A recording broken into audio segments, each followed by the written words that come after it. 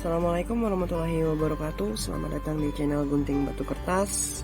Nah, di video kali ini saya akan mencoba menjawab beberapa pertanyaan yang sering ditanyain oleh teman-teman yang menonton video saya sebelumnya, yaitu tentang proses penetasan telur ikan nila merah dalam akuarium ya.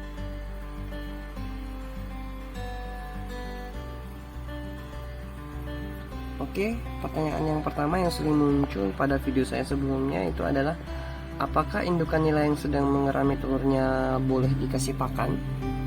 Nah, jawaban saya adalah nggak perlu kita kasih pakan ya teman-teman, karena selama proses pengeraman telur oleh indukan betina itu berada dalam mulut indukan ya. Jadi mereka berpuasa alias nggak makan, karena untuk membuka mulut saja mereka sedikit kesusahan ya teman-teman. Bukan kesusahan sih, karena mereka melindungi telur dari ancaman luar ya, ancaman eksternal. Oke, sebelum kita bahas satu persatu pertanyaan tersebut, untuk teman-teman yang belum subscribe, klik tombol subscribe dan nyalakan tombol notifikasinya agar teman-teman bisa mendapatkan update video terbaru dan bermanfaat dari channel Gunting Batu Kertas.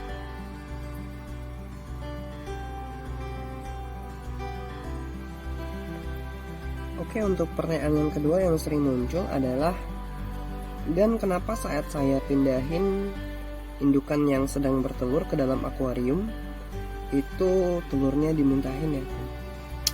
Dan apakah telur yang sudah dimuntahin itu bisa menetas tanpa peran dari indukan ya? Nah, untuk jawabannya ya teman-teman adalah, sebenarnya kita ada trik, atau saya ada trik tersendiri untuk memindahkan indukan nila yang sedang bertelur ke dalam akuarium ya, dari kolam pemijahan menuju akuarium ya teman-teman. Nah, sebenarnya sederhana dan simpel. Kita menggunakan sebuah ember dengan tutupnya ya. Jadi kenapa harus menggunakan tutup? Karena sifat alamiah dari ikan nila itu biasanya kalau sedang bertelur atau mengerami telurnya itu sering melompat ya, makanya kita perlu tutup dari wadah tersebut ya. Jadi kita nggak bisa menggunakan itu sejenis alat tangkap ikan seperti jaring atau yang lainnya. Jadi kita harus menggunakan ember untuk menangkapnya. Jadi akan aman dan indukan tidak akan memuntahkan telurnya ya. Jadi untuk selanjutnya bisa dilihat di video saya yang ada di dalam deskripsi video ini ya teman-teman. Oke, pertanyaan yang mengenai apakah telur bisa menetas tanpa peran dari indukan, atau telur dimuntahin lagi oleh indukan, apakah bisa menjadi larva? Nah, jawabannya bisa ya teman-teman, sangat-sangat bisa, dengan syarat satu, telur memang sudah dibuahi oleh pejantan ya, dan yang kedua, umur dari telur itu lebih dari 1 hari ya teman-teman setelah dibuahi oleh pejantan ya teman-teman.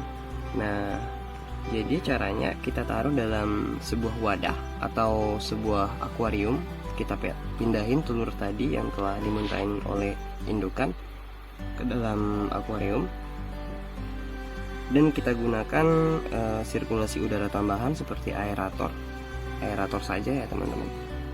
Jadi taruh dan tunggu prosesnya sampai telur menjadi larva ya teman-teman. Dan saya telah menggunakan cara tersebut, ada di deskripsi video saya di bawah ini, tinggal klik ya.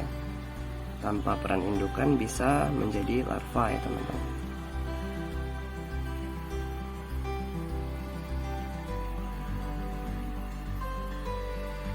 Oke, pertanyaan yang ketiga yang sering muncul adalah, apakah ikan nila yang sedang mengerami telurnya harus dipisahkan dari indukan lain atau pejantan atau jenis-jenis ikan lain ya teman-teman?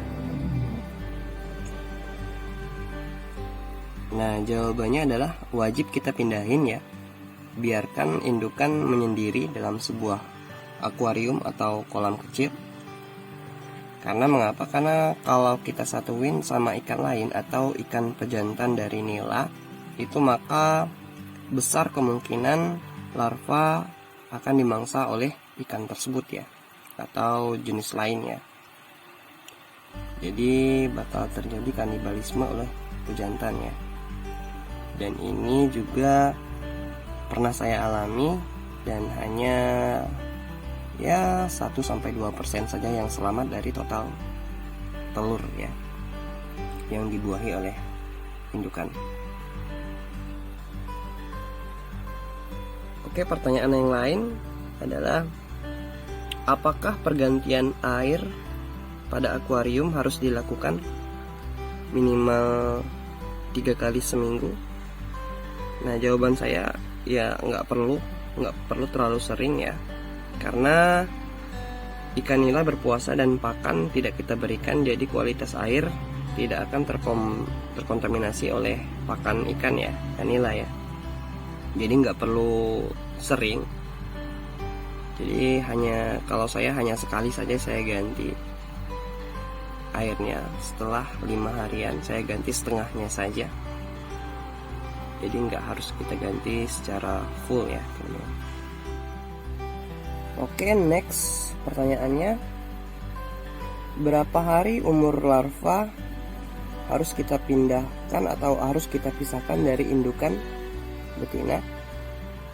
Biasanya kalau saya itu umur larva itu sekitar 5-7 hari saya pisahin ya dari indukan.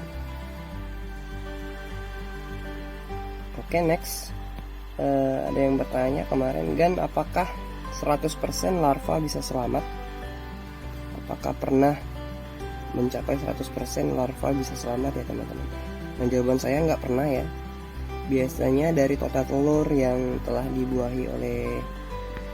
ditetaskan oleh indukan ini, biasanya persentasenya itu 50-70% ya. Itu udah banyak ya dari total telur. Biasanya itu 200 butir sampai dengan 400 butir telur yang ditetaskan oleh indukan ini. Jadi saya nggak pernah sampai 100% itu hidup semua ya teman-teman, karena pasti ada faktor dari ya kita lupa mengganti air, atau lupa memberi pakan, atau ya resiko, apalagi dalam akuarium ya teman-teman, banyak resiko yang bakal kita hadapi selama proses pemeliharaan larva ya. Nah, untuk pakan biasanya larva saya gunakan itu telur ayam itu yang telah direbus. Saya ambil kuningnya, saya hancurkan dan ditaruh di dalam sebuah spray semprotan, dan semprotkan beberapa kali ke dalam akuariumnya. Maka larva akan memakan butiran-butiran kecil dari kuning telur ya. Oke, pertanyaan yang lain adalah, apakah perlu kita beri pompa? Dan sebenarnya kalau pompa itu resikonya lebih besar ya teman-teman.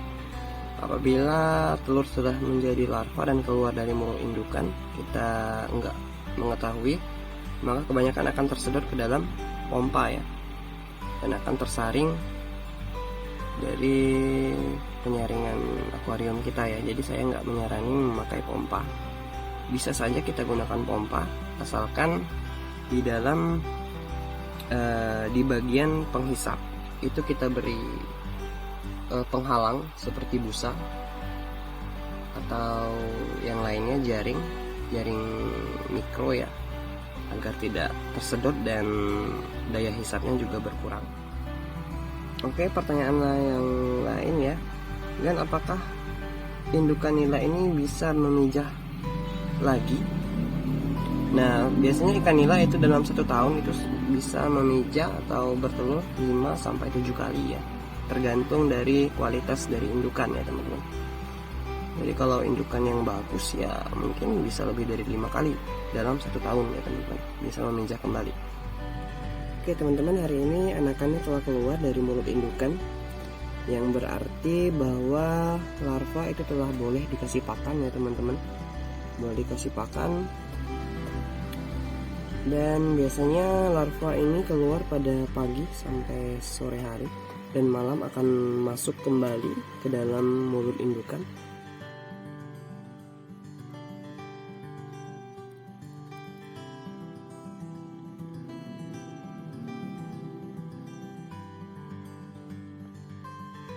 Bila teman-teman melihat bahwa indukan itu seperti memakan anakannya, itu sebenarnya bukan memakan anakannya ya teman-teman. Indukan itu berusaha untuk melindungi anaknya dari ancaman luar. Seperti saya sedang merekam, itu biasanya anakan akan masuk ke dalam mulut indukan. Nah, untuk larvanya itu sudah berumur 2 hari ya setelah menetas. Jadi sekitar 4 hari lagi atau 3 hari lagi akan saya pindahin indukannya dari larva-larva ya. Nah, kebetulan kalau sudah menetas ya, larvanya sudah menetas, telurnya sudah menjadi larva maksud saya, maka indukan boleh dikasih pakan. Dan sekarang saya kasih pakan yang alami ya teman-teman. Saya kasih sebuah selembar atau 2 lembar daun pepaya Jepang ya, karena saya terbiasa memberi pakan ikan saya dengan yang alami saja, enggak dengan menggunakan pelet. Dan benar-benar rasa dari ikan ini benar-benar harum ya, harum dan manis ya, berbeda dengan kita membeli di pasar, karena kebanyakan pakan yang mereka beli itu pelet doang ya.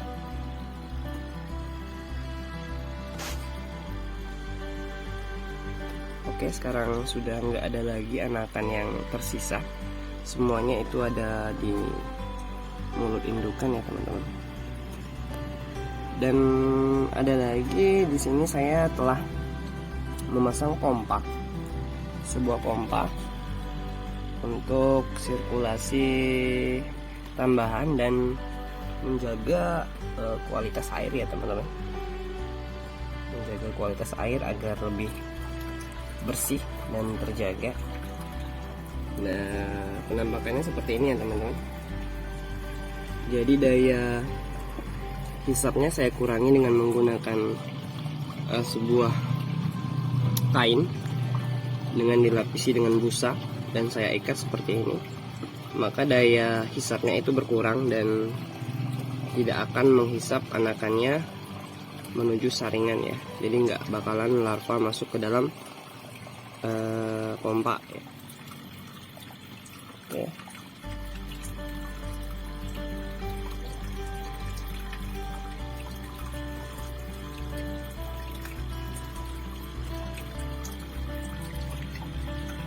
Jadi dari total telur itu biasanya 70%, 50% sampai 70% ya yang berhasil selamat sampai gede biasanya.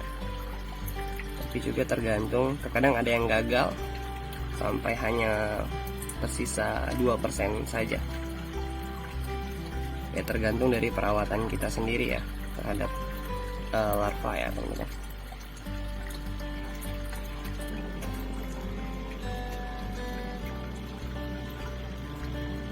Oke, sekian video dari saya kali ini.